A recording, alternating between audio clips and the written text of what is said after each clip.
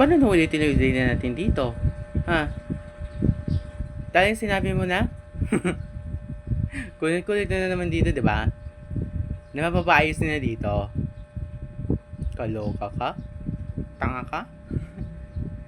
Naku, mahihirapin naman na dito sa hospital. Hindi naman kasi kaya natin yun nung rapat sa papanood, di ba?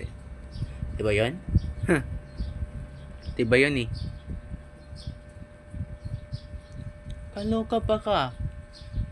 Ito na puro naman ang mga araw-araw sa sikreto? Ha? Ganun ba yun?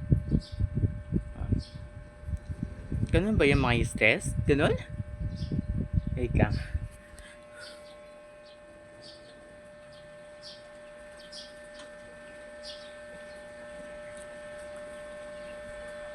Ay naman ngayon pa nga birthday na siya. 19 years old na ako. Tomorrow.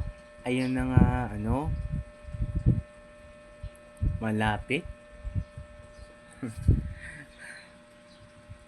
Malapit sa birthday ha.